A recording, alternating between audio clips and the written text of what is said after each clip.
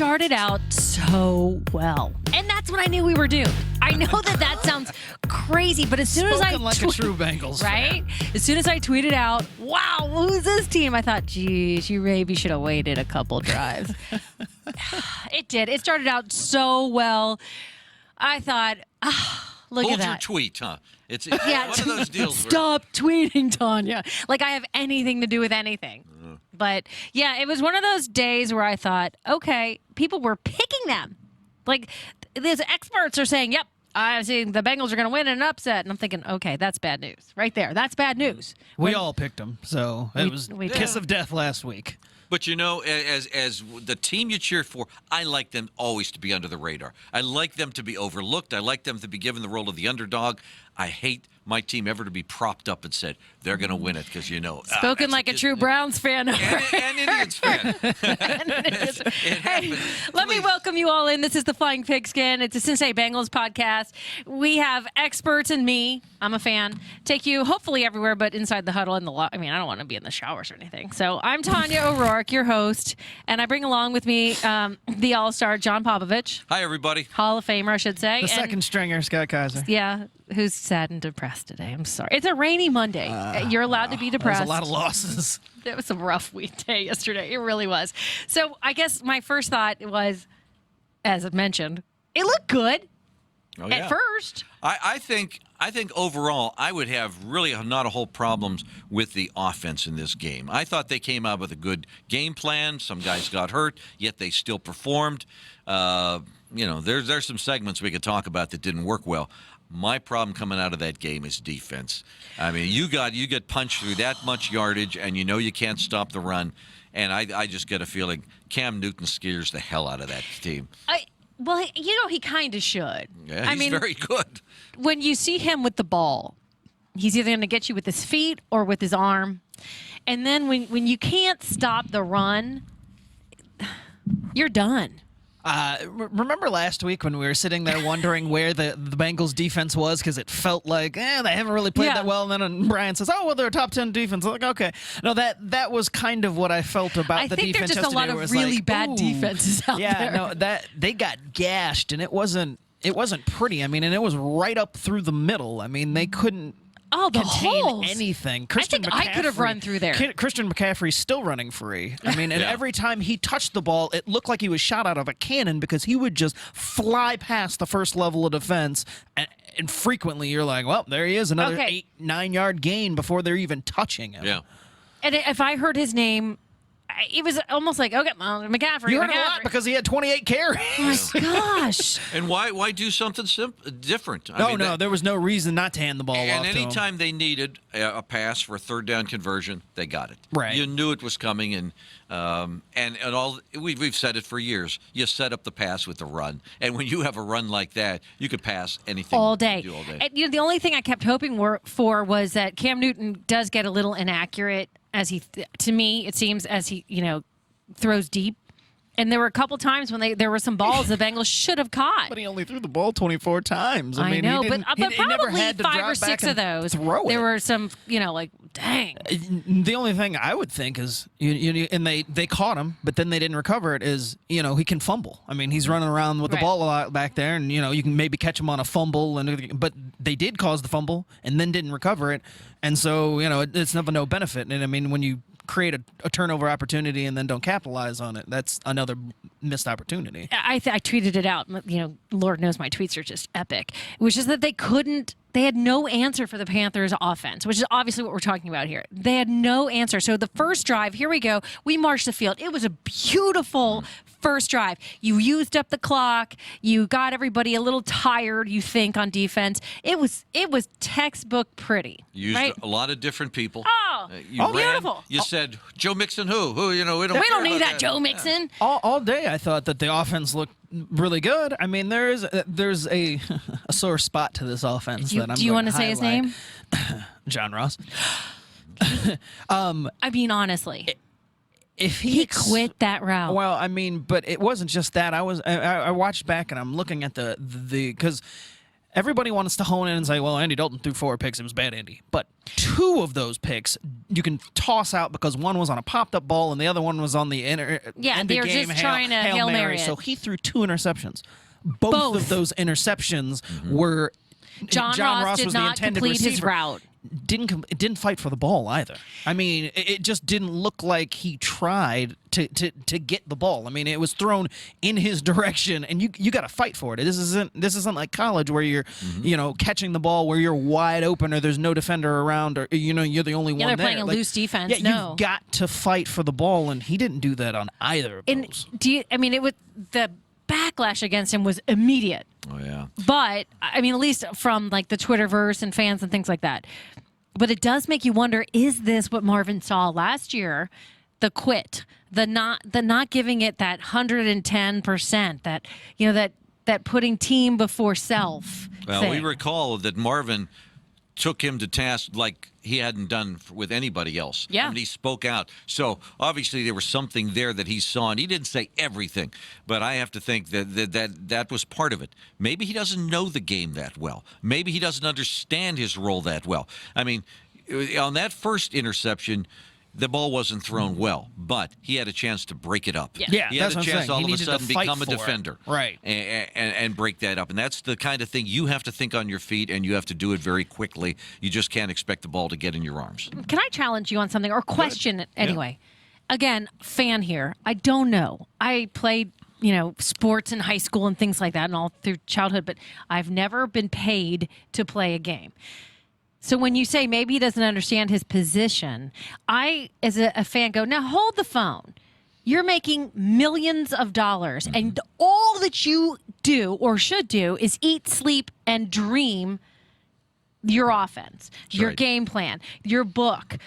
I just can't even wrap my mind around a guy who went to college who does not understand an offense. Well, can you help me with that? The part of it is because when you're as fast as he was in high school and college, you just ran away from people. You probably didn't. You probably didn't have people near you hitting you. And he played at Washington, where you're playing a lot of defenses, and he's best athlete, fastest guy on the field every time. He might not necessarily know how to play the game from a technical standpoint, running the routes, making sure they're precise, doing all those other little things other than catch ball, run with it. That may be all he's done up until this point. And I don't mean to be obtuse here, but if your job as a professional athlete is to understand your position, run your position. I grant you, in college he played in a less than league. He was the fastest guy. He's fast as lightning. I'd love to see him actually catch the ball and run with it. That'd be great. I'd love to see that sometime. But how do you not spend your time learning your routes? Because maybe he's never been asked to until now. But you've had 2 years to learn your routes. Well, how long does it? I mean, are we talking about someone who's just not intelligent enough? No, it doesn't I don't think that's necessarily true. have to do with intelligence. Is there football intelligence that? Yeah, I mean, in the NFL's a lot different, and if he's never had to do it, learning on the fly in the pros is not easy. And again, I mean, how is it on the fly when you've had 4 months of training camp leading up to this? I mean, you had all off season. Bill Lazor has now been there in charge for a year. You certainly got that playbook. You have friends on that team. Andy Dalton certainly wants you to understand your routes. He's going to work with you. You have coaches. I guess I kind of call BS on this. Route running is a science, though. There's not a lot of guys in the NFL. It's very exact. Who are you see more guys who are good at what they do as far as just catching the ball. But being a route runner is, I mean, there's a craft to it. It's not as easy as everybody thinks. Well, you just look at the playbook and you go out there and do it. Not everybody's equipped to do it, and a lot of guys can get away with not doing it just based on other physical attributes or whatever. Yeah, he's not getting away with it right now. I remember when the Bengals drafted number 1 David Verser, number 2 Chris Collinsworth. They both showed up. Verser was obviously the faster guy than Collinsworth. Collinsworth could run the routes. He's a smart guy. And Verser turned out to be a usable player, but never as good as them. Other guys, when you look at somebody like T.J. Hushmanzada, he spent probably 3 to 4 years before he became actually a useful member of the Bengals offense. Part of it was injuries, part of it was getting tight hamstrings. And think about Tyler Boyd.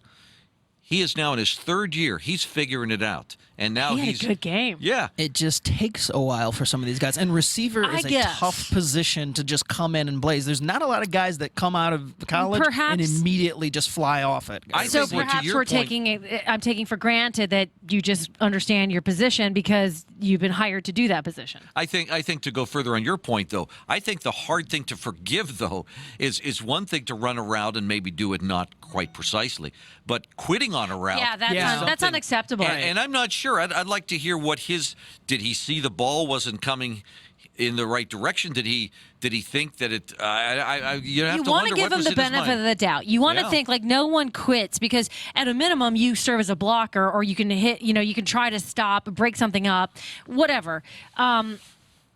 But that just was.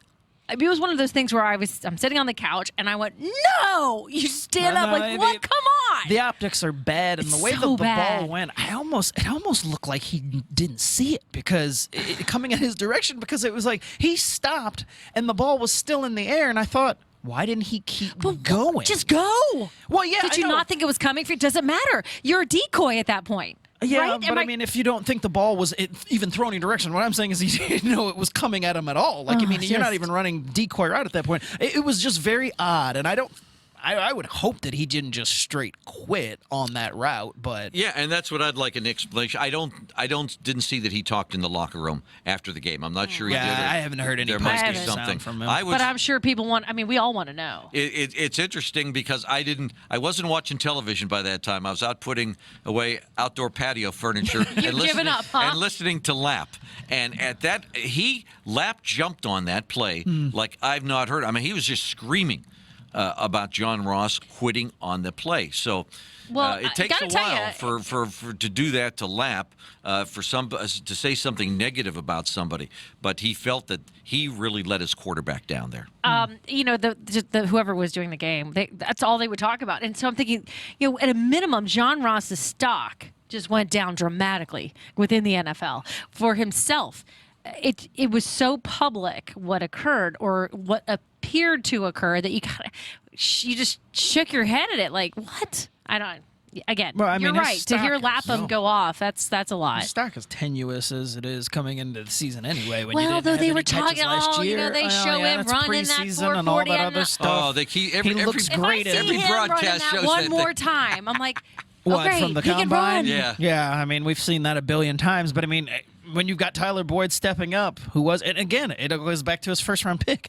If John Ross isn't a first-round pick, there's not as much perceived pressure there, but it's like you're expecting this guy to be one of the guys. Yeah. I mean, A.J. Green was a first-round pick. That's the type of production you're expecting to get from a guy. Early on, too, I thought, this guy is making progress because I think it was on the first drive.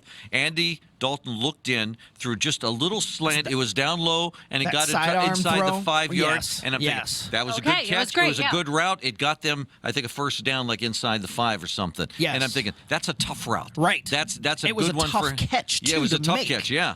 He does have talent, guys. Yeah. Oh, yeah. I mean, you're not a first-round pick if you don't have talent. But the question is, I think, does he have heart? Mm-hmm. And does he have sense of team or self? Which is for, and I think by not finishing a route, it makes you think he cares more about himself than he did that team. And maybe that's saying too much. I don't know. I just know that we're all riled up about it. So yeah, what it says to me is I feel there's a little focus there that you have to know what your role every play, what you have to do, and if you're counted on, and I don't know if he's the number one option on that play or not, you better do it the right way. And well, at that point, AJ's out, right? Yeah.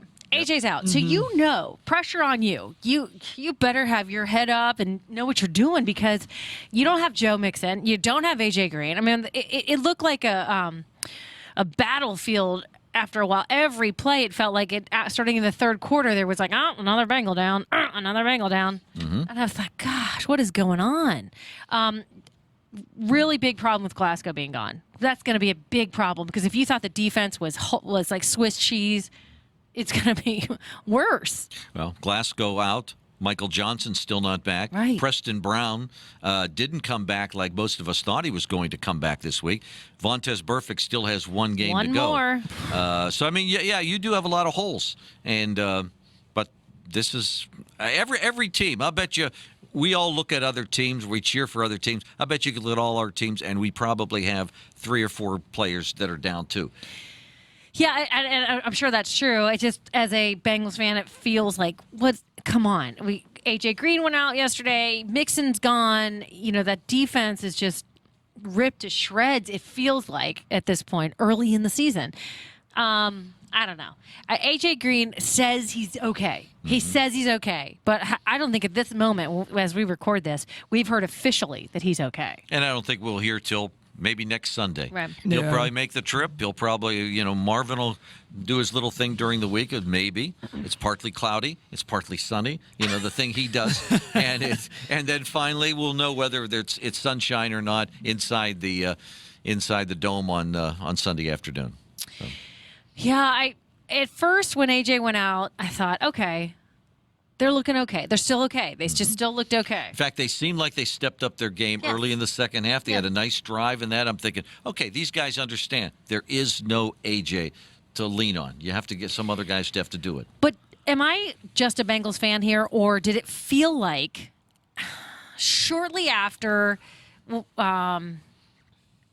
halftime, perhaps, to be sure, it felt like this game, they're going to lose this game because they can't catch this team. Okay, that's what I was going to say. They can't keep up. They can't keep up. Yeah. They have no answer. When you're asked when you're getting in a shootout like that, there's no margin for error, and so the fact that they couldn't stop them, and if you all of a sudden have to punt the ball or turn over the ball, now you're trying to play catch up again because you're like, well, they're going to score now, and all of a sudden it becomes this rolling rock where you and just can't. You can't flinch. Right, and so I don't know that it was still only a 10-point game. I think it feels like a lot more than it really was. Right, you're right. Because 10 points that's not a crazy loss or anything by any means, but it felt like, and it was always like within a touchdown for the most of the game. Couldn't get them off the field. Couldn't stop Carolina from just moving the ball whenever they wanted to. And that just gets to be frustrating, especially for the defense when it's just, all right, we got him here, now we just need another stop. Oh, we didn't get it. All right, now we got another 3, and it just keeps going. And so if you're Atlanta, you're going, all right, well, we're going to run the ball. Well, Atlanta's got the problems of their own, though. They gave up 40-some points to the Saints, and they were up in that game. Same thing, where it's just they can't stop anybody. This game is going to be another shootout. So the Bengals better be ready to be on offense a lot more, and better be ready to convert those, because it's going to be, tit for tat again. So going up against the Falcons. Quite honestly, Gio Bernard, he had a pretty good game by anyone's stretch of the imagination. Didn't have a fantastic game, but averaged, about 5 yards a carry. He looked good. That's what you want from your running back. He did exactly what we said he needed to do last week, which was keep moving the chains. Move it. Not do too much, try to be Joe Mixon. Just go out there and run. He had a couple of good gains where, he looked great and scampered right past through the defense. Yep. He did his job. Yeah, and there just wasn't enough of it. Yeah, and Dalton used more, I think, the tight ends. He went to Eifert. He targeted him at least, I'd say, 4 or 5, maybe 6 times. He got Uzama a touchdown. He got to Croft once or twice. So everybody likes to poo-poo Dalton sometimes. And again, I heard a lot with, oh, well, he's bad, Dalton. You know what? He looked good and is moving the ball around to different receivers. I don't have any complaints about Andy Dalton after the first 3 games. I don't either. There's only so much a quarterback can do if his receiver, doesn't help him out and all that. And so, the 2 picks, it's like, okay, fine. And he's, I think Andy Dalton's played great through the first 2 games and done everything that you could ask of him. Yeah. I maintain and have for years, I don't know why people are so down on Andy Dalton. Constantly you could be the greatest quarterback ever, in a couple of these years when you didn't have a line protecting you, you'd be on your butt just like him all the time. So far this year, I've been relatively pleased. I thought his interceptions yesterday, for the most part, were okay. Like you said, the last one was a throw up, and I agree. Scott already pointed them out, which one were legitimate and which one were just happenstance more than anything else. If you give him the game, and he doesn't have some of those, a couple of those things go wrong, the Bengals win this game. But Right. again, A couple of injuries don't happen. Yeah. They weren't keeping up. The defense wasn't giving them a chance to keep up at all. You give them you turn over the ball 4 times. The Bengals didn't get 1 turnover all day. They got near 1, and that's Right. about it. I think they put him on his butt, 1 sack, I think, for the whole game. And that came late. Yeah. I think it was just 1, maybe 2. But I remember thinking they haven't put him on his butt at all. But they did, eventually. It was right after that I thought that it happened. So, they weren't getting the pressure they needed to get because they were running the ball.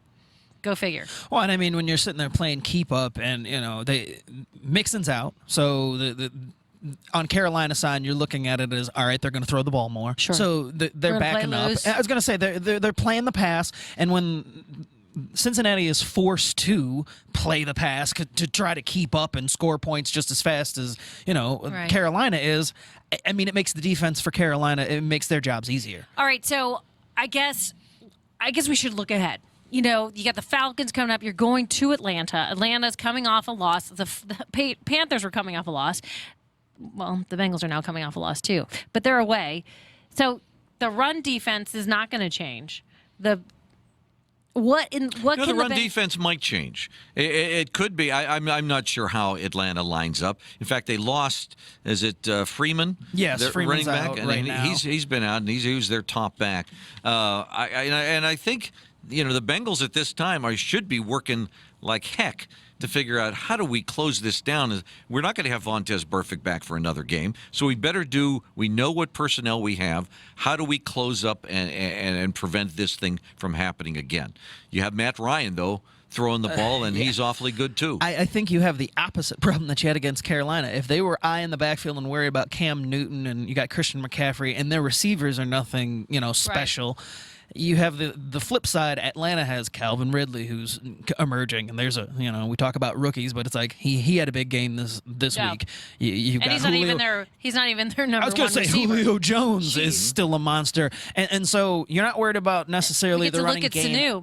You're not worried about the running game necessarily as much. I mean, Coleman's still a decent running back, but now all of a sudden you're worried about the back end more so than you are about the running game, and I think that they can clamp down on the front just because, again, you're not necessarily worried about their rushing attack like you are with the Panthers. Right, and you have a safety there that will only be playing his 4th game in the NFL, and he's dealing with a core with Jesse Bates, so he hasn't seen a core of receivers probably this good, and you just. I'm not sold on Drake Kirkpatrick, to be honest with you. He seemed like he's really good at chasing people, and after they've caught the ball, I think there's a couple other guys there that are doing well, but I think that secondary is going to be tested and tested. Atlanta really bad. lost their starting safety too for the year yesterday, and so I'm telling you, it's going to be another shootout. You're looking at another game where if the Bengals are going to win, they're going to have to score in the 30s. Mm-hmm. I mean, they're not going to win if they don't get to 30. That's their magic number for this game, and even then. I mean, Atlanta scores 35 and they only score 31. That's a loss. So, I mean, it's going to be a shootout for both teams because their secondaries are just what they are, and the receivers for both teams are really That's good. what the Saints had to do. They Right. had to beat them in a show. And they did, but they did it. Right. And they can do it. Yeah. I guess the Bengals can do it. I think AJ Green coming back is going to be really important. I do. I think that having him, if he doesn't even catch a ball, just the fact that he could take one defender away, and give them the option to go anywhere else. Tyler Boyd's playing like that. I mean, it's a great second option to have right now. It is. There's just, I don't know. So when we last week met, one of us, I don't think it was me, said that the Falcons were probably an easier team for the Bengals to beat. I said that. You said that? You said that. And I did. I remember that stuck with me because I still thought. think of that, and you know why? It's because of their defense. Like their defense is a lot less in my mind, whether or not it's played out like that, and you have to look at the numbers, than Carolina is. And I just think it was an even matchup. But we said if they won one of these 2 games, you'd be feeling pretty good. Sure. About Exactly. it. We were going to feel better if they beat Carolina. Because they think they're the tougher matchup, maybe. But, if they go in and beat Atlanta, back to, feeling good about it, everything. And, hey, they're 2-1. They're not 1-2 going into this game. So, or 1-1-1. As so many are right now. Well, so many are. And I was going to say, when you look around the NFL, 2-1 looks awfully good right now. It looks. sure That's what I'm does. saying. It looks fantastic. I know I there's mean, some Bengals fans that are there. Well, here we go, and they're down because they lost against the Panthers. But you'll take 2-1. Sure, you see Tom Brady tossing his helmet on the sidelines. They're 'cause 1-2. he's ticked off. Right. We're waiting for a Steelers team tonight to see whether they're going I to am actually win a curious game. about this. I mean, if they don't win tonight, That'll be another shootout because Tampa Bay's defense is terrible, and we've all seen what the but Steelers' Tampa offense Bay's can done do. okay so far. I know, but in shootouts, I mean, there's right now there's a lack of defense around the league if you look at it. As far as Really is. just clamping down. I don't know if that has to do with the way these things are being called, and you saw more questionable penalties yesterday with the quarterback thing. I didn't see. I was actually at some point in the second half, I was moving around more, cooking stuff for later. But I was thinking to myself, boy, there haven't been any roughing the quarterback penalties yet in that game. Maybe I missed it, but I didn't feel like there were yesterday, and I'm keenly aware of that right now. In the Bengals game. Mm-hmm. Oh yeah, I mean, And there were a couple times when I saw, that's maybe last week was a Cam late never hit. gets the benefit of the roughing the passer call, so if he was ever roughed, you wouldn't have to worry about it. But there were a couple of Wait, in you games. got a little where I was edge just there, don't you think? I just because it's not called the same for supposed running quarterbacks as it is for those who maybe stay. Well, in it the is pocket tough. a little If while. you're not standing there and all of a sudden you're taking off, you're a ball carrier. Right. You're exactly right. It's there's everybody still has a problem with it. But I want to go back to a point you were making about these teams and these shootouts. I'm seeing a lot of high scores. high scores. And You're it's right. almost like when baseball said, we need more offense. Yes. We need to make people score runs. We need to create home runs to create more interest. I just think some of these things, and it's little by little each year, you're seeing a lot of points scored, a lot of double-digit things that you're not seeing a lot of 12-9s and stuff like that. The NFL, all of the rule changes, I mean, they don't even shy away from it. It was to create more offense, and now you've done that.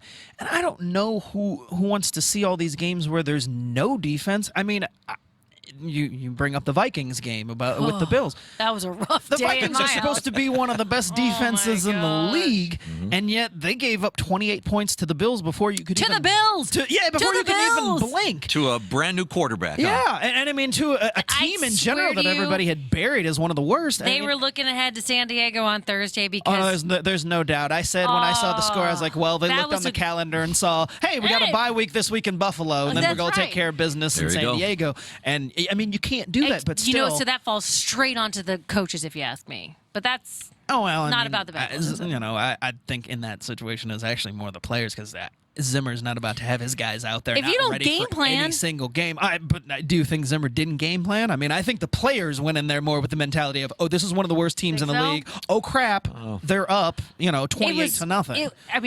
So how it By the works in time my they turned house. it on, it was too late. So my husband's a Vikings fan, as you all know. But for the listeners, I'm in the kitchen. He's out back watching both games, but has the Vikings sound up, Bengals sound down. So I have to watch by myself, which I'm fine with. Every few seconds, Marchand, we're down 7-0. I'm like, enjoy it. You're going to have a great day against the Bills. Oh, my God. Oh, a half hour later, I was like, Pete is the first person I think of whenever I say the Vikings. He's the first person. So I was like, wow, because you've Pete's having never rough met a day. more insane human about a football team. But it doesn't make any sense, does it? No, it makes no Buffalo sense. couldn't. They just stumbled over everything, and then they get against a team. I think this goes back to what you're saying, and it's you could be Newt Rockney and go out there and give the greatest pep talk you want, but if those players aren't buying in, Yeah. and they're looking at the scores, and Sam White says these guys could read. They're human. and they're human. They look at what and they think we should roll over these guys, and that's what they're thinking going in. And if you don't go And then into they get stunned. yeah, Right. if you don't go into a football game with emotion, you're finished. You can't do it. And you got to think the Bills are like, okay, we're not going to win this, but let's go try our best. And then, a few turnovers, and next thing you know, they're up 21-zip. Bills are playing like my there's no God. tomorrow. 'cause Right. It's like, Which is- whatever. We're not expected to win this game. That's but right. nobody is watching Buffalo to think Much- outside of Western New York. Who thinks thought the they got a Lions chance would of beat it. the Patriots? There you go. No That's way. another one. It- I mean, it's all What over is the place. happening in the NFL? It's insane. well, this is also what they wanted with their parody. And, everybody being 8-8. Greatest socialist experiment ever, the NFL. All right, so let's decide this then. What do you think? Bengals at Falcons. Falcons and Bengals both coming off losses. Home game for the. I'm going to go with the Falcons, guys, because I think that we are really, unfortunately, early in the season too beat up in key positions. I think I'm also a Bengals fan, so I think glass half full, half empty. I mean, I'm only going to give the edge to the Falcons because, one, they're at home, and two, a shootout favors them because Matt Ryan and those receivers. I could see the Bengals losing, like I said, 35-31. And, I mean, that's a high-scoring game. But when you're talking about a shootout on the road, it's tough to win those. Yeah, when you first asked, I was going to say the Falcons by a field goal because I do believe that the Bengals will stay with them through most of the part. Right. But most of these teams have field goal kickers that seem like they could hit from anywhere on the field. I can't recall. No, the Bengals did not from 53. And field goal kicking overall across the league so far this season has been pretty awful. Yeah. So. Do we need to bring up the Vikings again? No, we don't. No, we don't. At any rate, I say it's probably the Falcons by 3, and I hope we're wrong. All wrong. Boy, I think we all went on the Bengals last week, and they lost against the Panthers. So we'll all go for the Falcons this week, and the Bengals will come out and surprise. It's like just hoping, keeping your expectations low and hoping for the best, right? Yeah. Like I said, we're not beating on them. I think we're just being realistic. I think that they're a good team. They may not be a great team right now. I think they're too.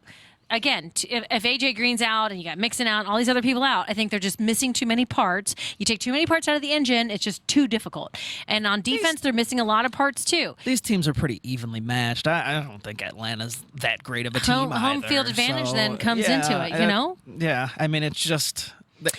And you can hear it. I mean, during the game yesterday, Sunday, I kept, the crowd gets into it and... it does matter. Home field matters. It matters. In football for sure. And you think about when the Bengals come back, whether they're 3-1 or 2-2, they're going to come back and play in a Dolphins team that right now is 3-0. Okay, that surprises I think most of us. Yeah. That they're playing so well. There's your parody, Kaiser. But what you need a stadium. You're going to come back. The Bengals are going to come back and play the Dolphins and the Steelers in back-to-back weeks.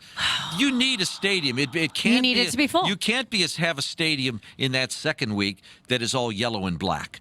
And we've seen that in this town too often. Well, I tell you what, after the Steelers game tonight, let's see. You might have actually more Bengals fans than Steelers fans. Okay. Depends. Yeah. Depends. We'll have to just wait and see, guys. Okay, so till next week, and we'll hope that we are 3-1, not 2-2. It's not even that bad, right? I was just gonna say, again, 2-2 isn't the end of the world, even if they lose that game. We need something different to talk about. We can't always talk about wins. Keeping it fresh here on the Flying Pigskin. That wraps up this episode of the Flying Pigskin. Join us each week by subscribing to this podcast on Apple Podcast, Stitcher, or Google Play. We're there for you. We promise. Hoo day. Hoo day.